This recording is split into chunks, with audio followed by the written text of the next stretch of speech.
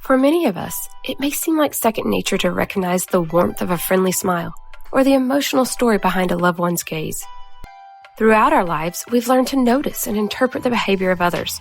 From there, we usually react in predictable ways.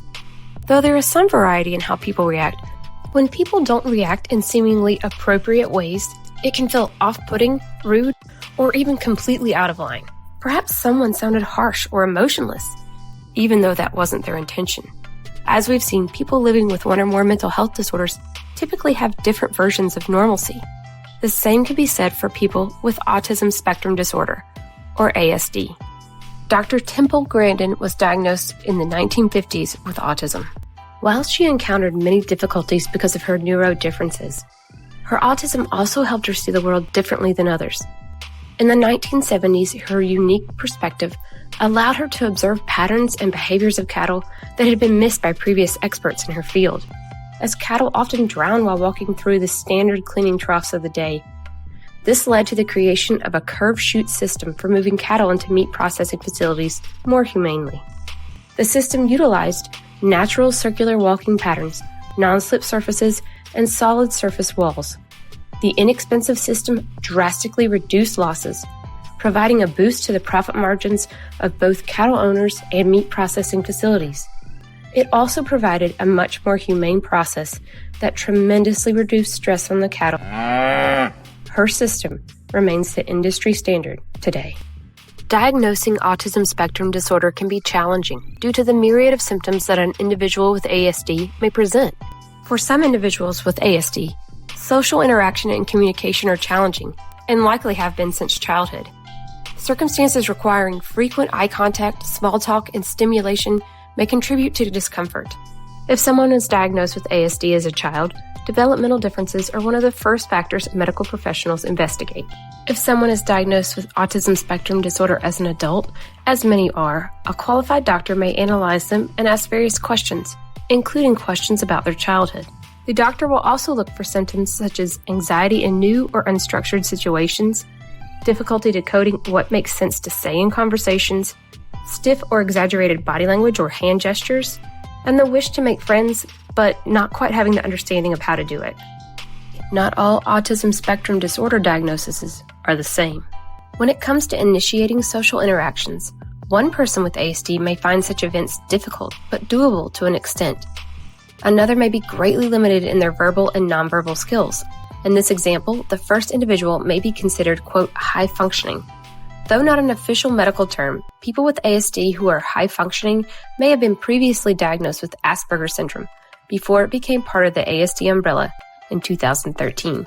Currently, autism spectrum disorder is diagnosed more in males than females by nearly 4-1.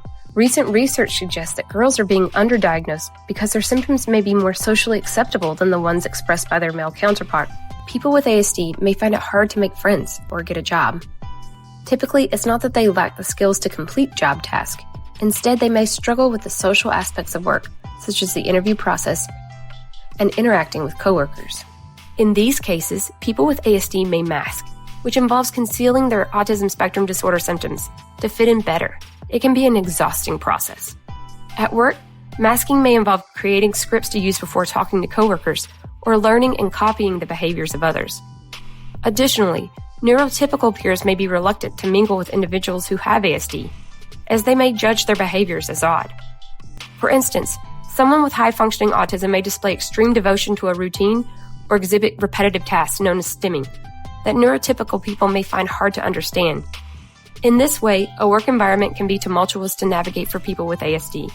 Still, people with autism spectrum disorder have much to contribute to an organization because of their attention to detail, focus, and creativity. So it's worthwhile for employers and HR teams to foster work environments that feel inclusive and safe. Such an environment understands ASD and focuses on someone's job abilities rather than their social aptitude.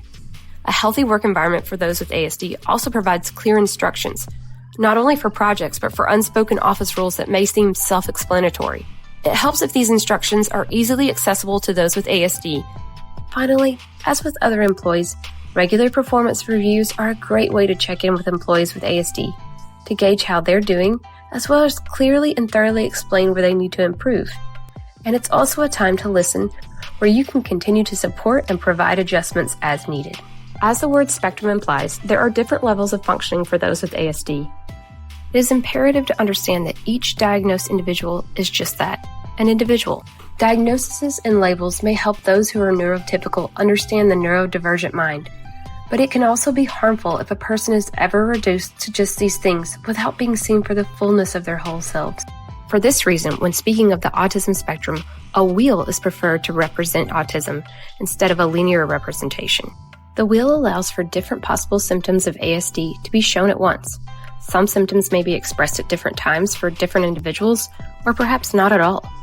It is important to note that each autistic individual will feel differently about their diagnosis and how it affects their lives. Some may feel it is a disability they must constantly work to overcome, while others feel it's an intricate part of what makes them the person they are. That is exactly how Temple Grandin feels about herself.